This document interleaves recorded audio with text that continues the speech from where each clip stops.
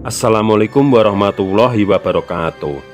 Halo semuanya, kembali lagi di channel Malam Misteri. Untuk cerita kali ini, ada sebuah kisah yang sangat menarik sekali.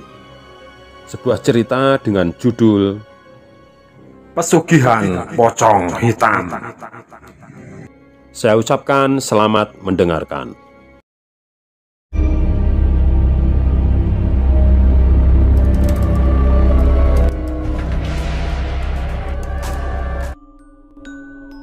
Kehidupan Denny sekarang benar-benar berubah.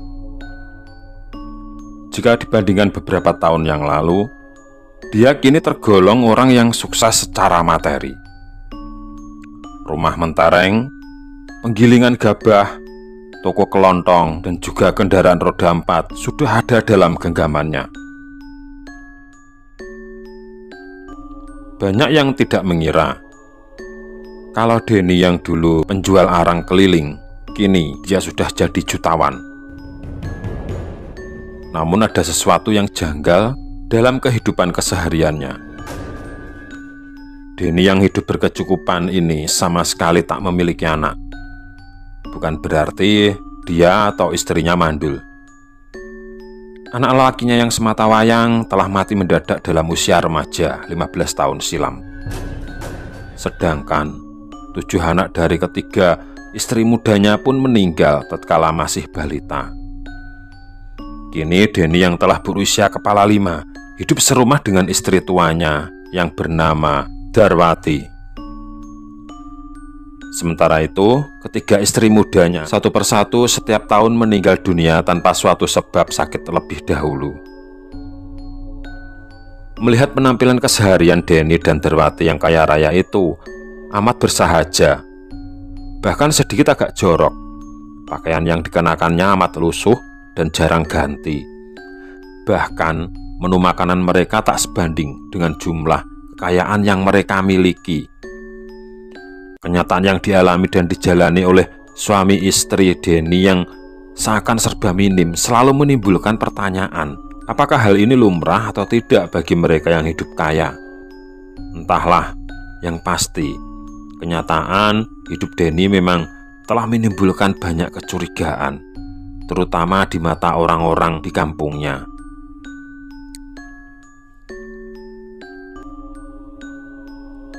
Terlihat sekali, walaupun Denny ini kaya raya, tapi kehidupannya seperti orang yang menderita. Hari itu, Denny terlihat murung dan gelisah, seakan ada beban berat yang bergayut dalam pikirannya. Sementara itu, istrinya, Darwati, terlihat biasa saja. Menyaksikan suaminya murung seperti itu, Darwati jadi heran. "Kenapa akhir-akhir ini kamu kelihatan murung?" tanya Darwati menyelidiki. "Gerangan apa yang sedang bergayut dalam pikiranmu, Mas?" tanya Darwati kepada suaminya. Yang ditanya langsung menatap Darwati seraya mengusap mukanya dengan kedua jari tangan yang sudah mulai keriput. Lantas dia berkata, "Aku amat gelisah, sebab 3 minggu lagi aku harus mempersembahkan tumbal. Aku khawatir bila tumbal tak didapat, tentu di antara kita harus menjadi gantinya."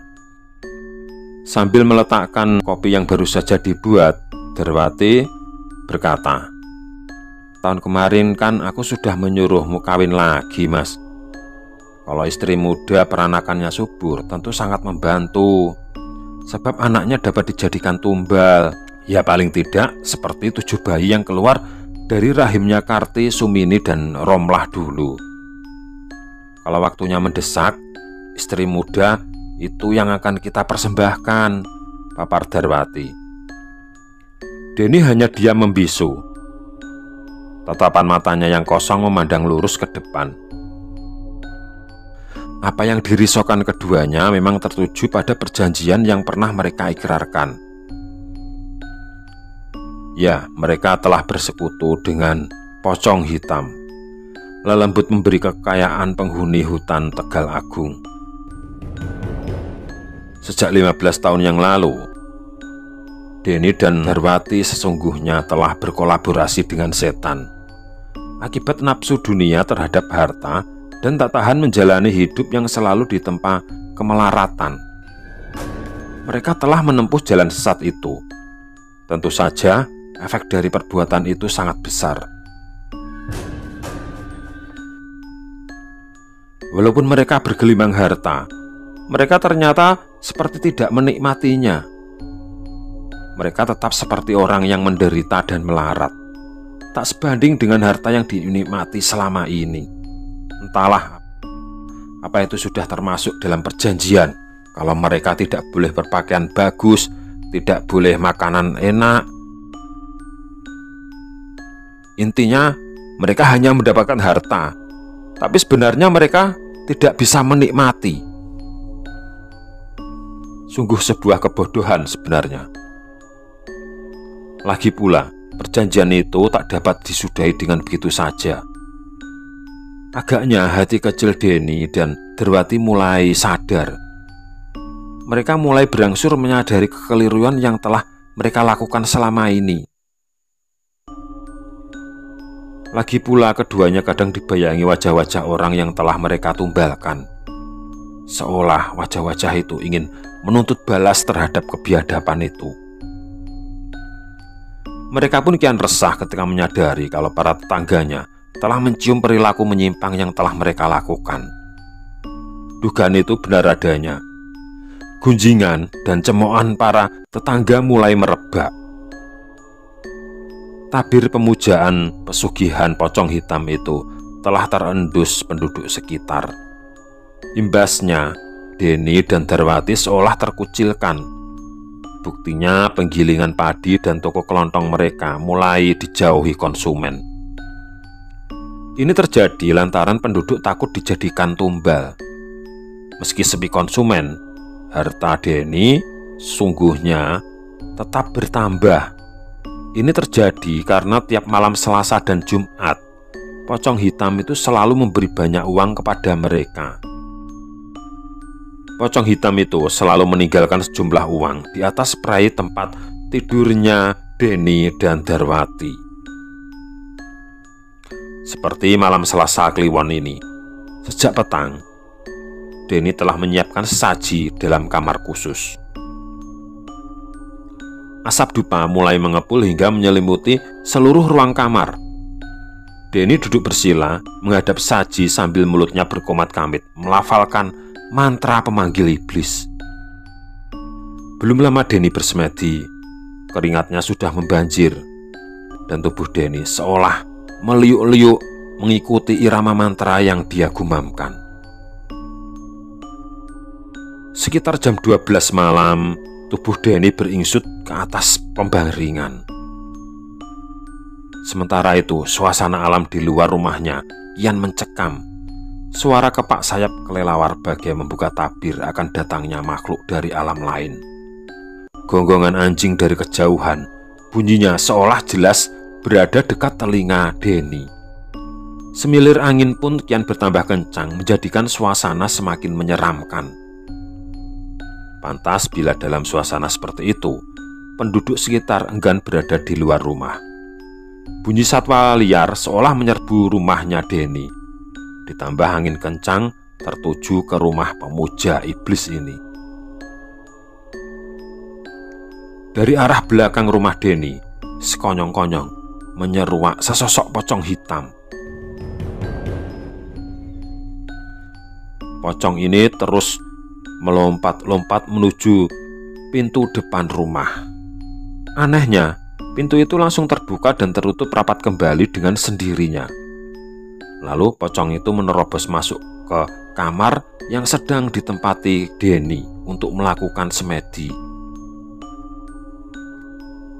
Denny yang sejak tadi menunggu pocong hitam itu langsung menyambut kedatangannya.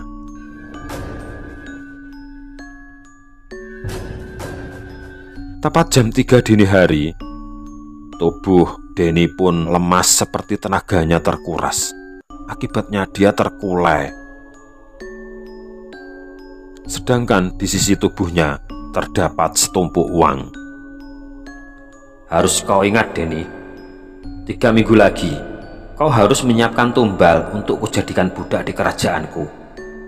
Bila tidak, maka kau dan istrimu yang akan kuambil sebagai penggantinya." Demikian pesan dedemit itu dengan diakhiri tawanya yang nyaring hingga menggema ke seluruh sudut kamar. "Iya, hamba akan berusaha, Ndoro Putri," jawab Deni singkat dengan sikap tubuh seolah sedang mengaturkan sembah sujud kepada sang pocong hitam. "Bagus.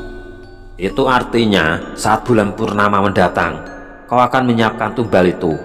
Sekarang aku akan pergi," kata iblis penghuni alas itu sambil menyisakan bau amis yang menyengat.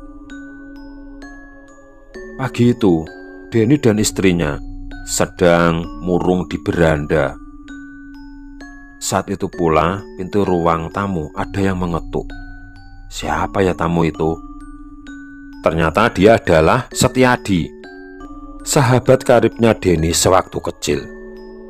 Mereka pun bercengkrama tentang pengalamannya selama ini. Namun ada pengalaman pribadi Deni yang tak dibukakannya, terutama perihal asal-usul kekayaan yang dimilikinya. Tapi lantaran Setiadi ini cukup berpengalaman dalam hal gaib, akhirnya pembicaraan Setiadi mulai menggelitik tabir rahasia yang ditutupi Deni. "Den, sebelumnya aku minta maaf ya. Sebenarnya kamu kenapa kok kelihatan bingung? Apa yang kamu risaukan? Padahal aku lihat kamu cukup kaya loh," tanya Setiadi menyelidik. Yang ditanya pun tersentak dari lamunannya. Pertanyaan sahabatnya itu seakan menusuk relung hati Deni hingga membuatnya bertambah sedih. Namun lantaran Setiadi ini adalah sahabat karibnya sejak kecil, akhirnya Deni membuka rahasia pribadinya. "Ya, secara lahiriah kehidupanku memang berkecukupan, tapi secara batin aku sangat menderita." Deni mengakui tanpa bisa melanjutkan kalimatnya. Tenggorokannya seolah tersedak akibat memendam penyesalan mendalam. "Jangan kau risaukan perihal tak punya keturunan. Tuhan kan telah memberimu kesehatan dan kebahagiaan," potong Setiadi. "Bukan masalah keturunan yang aku cemaskan, tapi masalah asal-usul harta yang kuperoleh selama ini. Begini ya, Di, aku harap kamu dapat menyimpan aib besar ini," ujar Deni sambil kedua tangannya menyeka kedua matanya yang tak terasa menitikkan butiran air bening. "Maksudmu apa, Den?" tanya Setiadi, bingung dan tak mengerti. "Begini, aku itu selama ini memuja pesugihan pocong hitam. Aku telah menyekutukan Tuhan. Mengingat usiaku semakin tua, aku ingin insaf untuk menjalani hidup baru. Biar sisa hidupku akan kujalani dengan bertobat kepada Gusti Allah," tutur Deni sambil lagi-lagi mengusap air matanya. Kemudian Setiadi berkata, "Begini Den, kamu masih ingat dengan Pak Lek Karyo?" Sejenak Deni berusaha mengingat-ingat. "Oh ya, itu Pak Lekmu yang sering dimintai tolong orang-orang untuk menyembuhkan diri dari santet itu kan? Memang kenapa, Di?" tanya Deni agak heran. "Begini Den, kalau menurutku, mungkin ada baiknya kita meminta tolong kepada pamanku itu. Pak Lek Karyo pasti mau menolongmu, karena beliau itu sahabat karibnya ayahmu dulu." "Oh ya, kalau memang beliau bisa membantu, aku pasti akan senang sekali. Kapan kita akan pergi ke tempatnya, Setiadi?" tanya Deni dengan penuh harap. Kemudian Setiadi menjawab, "Lebih cepat lebih baik. Sebaiknya sekarang juga aku akan jemput Pak Lek Karyo untuk datang ke sini." Deni merasa sedikit lega mendengar tawaran sahabatnya ini. Sudah barang tentu dia pun menyetujuinya. Singkat cerita, Pak Lek Karyo datang ke rumahnya Deni yang megah itu. Deni pun dengan detail membeberkan perihal kekeliruannya selama ini dengan disaksikan Darwati dan Setiadi. Lelaki berbaju koko dan berpeci hitam itu pun menatap Denny dalam-dalam. Dia lantas berkata, "Kalian berdua masih beruntung. Kalian telah diberi kesadaran agar tidak berada dalam kesesatan selamanya." Lantas, lelaki yang janggutnya mulai memutih ini menyarankan kepada Denny untuk segera membangun rumah baru di kampung seberang. Rumah itu selanjutnya harus bisa ditempati keluarga Denny sebelum perjanjian dengan dedemit pocong hitam berakhir. Petunjuk itu pun dilaksanakan Denny. Akhirnya secara maraton rumah sederhana itu selesai pengerjaannya. Sebuah rumah bambu ala kadarnya hanya sebagai syarat sebagai rumah baru untuk mengelabuhi iblis pocong hitam. Sesuai anjuran Pak Lek Karyo, malam Selasa Kliwon, Denny dan Darwati menempati rumah baru yang hanya berpagar anyaman bambu itu. Maksud Pak Lek Karyo menyuruh Denny membangun rumah baru dan menempatinya tak lain dan tak bukan adalah untuk mengelabuhi pocong hitam. Saat pengambilan tumbal itu pun akhirnya tiba. Malam itu, alam seolah mengetahui akan adanya huru-hara di kampung halamannya Denny. Angin berhembus teramat kencang. Ranting pepohonan beradu satu sama lainnya, menyuarakan simfoni keseraman. Kepak sayap selelawar berputar-putar seolah mengusung kekejaman. Sedang suara lolongan anjing melengking bagai jerit kematian. Bulan dan bintang seakan enggan menampakkan diri. Mereka bersembunyi di balik awan hitam seperti tak sudi menyaksikan peristiwa yang akan terjadi. Para penduduk pun merasa lebih aman bila berada di dalam rumah. Praktis, kampung ini seperti kampung mati.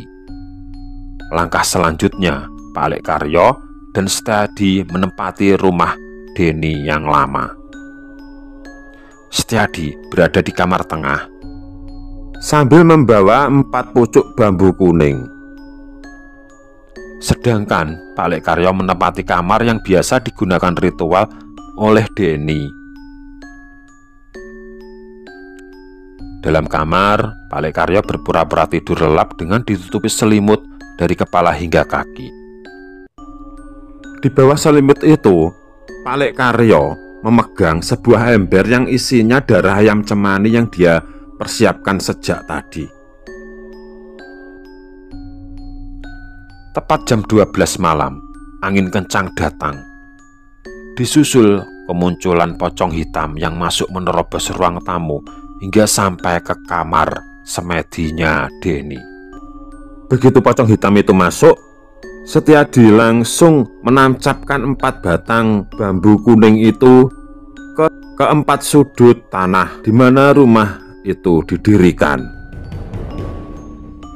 Hal ini dilakukan sebagai bentuk pagar gaib supaya pocong hitam itu tidak bisa melarikan diri dan terkurung di dalam rumah ini. Menyadari Denny tak menyambut kedatangannya, pocong hitam ini berkata sambil mengibas-ngibaskan kuncungnya, tanda dia sedang marah. "Denny, kau tak menyambutku, ha?" Pak Lek Karyo yang berpura-pura sebagai Denny itu tidak menjawab. Yang ada hanya kebisuan.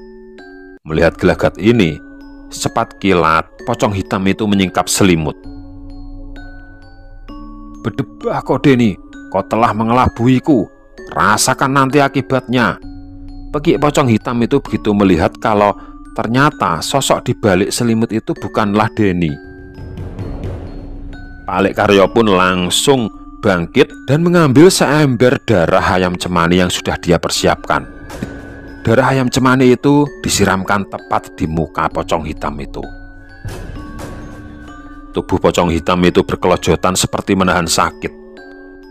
Cahaya kemerahan mirip bola lampu turun dari angkasa dan persis jatuh di atas bumbungan rumah Denny. Rumah Denny yang lama itu terbakar. Pak Lek Karyo dan Setiadi bergegas keluar. Sedangkan pocong hitam itu tak dapat menyelamatkan diri karena areal rumah itu telah dipagari secara gaib oleh Pak Lek Karyo. Di tengah kobaran api terdengar jerit kesakitan dari pocong hitam yang terbakar. Tiba saatnya iblis laknat itu menerima hukuman dari perbuatannya. Akhirnya, tubuh pocong hitam yang besarnya seperti pohon pisang itu sirna ditelan api. Sejak kejadian itu, Denny dan istrinya menempati rumah sederhana. Seluruh usaha mereka pun bangkrut. Akhirnya mereka hidup sangat sederhana. Namun, walaupun mereka hidup dalam kesederhanaan, Denny merasakan kebahagiaan yang sebenarnya. Hatinya benar-benar merasa tentram. Sudah tidak ada keinginan untuk menumpuk harta dan lain sebagainya. Dan untungnya, Denny masih memiliki beberapa bidang tanah dari hasil perjanjiannya dengan iblis pocong hitam. Sebidang tanah itu pun dijual Denny dan dijadikan modal untuk membuka warung kecil-kecilan. Denny pun membangun rumah yang sederhana dan mereka pun hidup berkecukupan. Hidup sebagai orang biasa, hidup sebagai manusia normal yang sudah terlepas dari perjanjian iblis.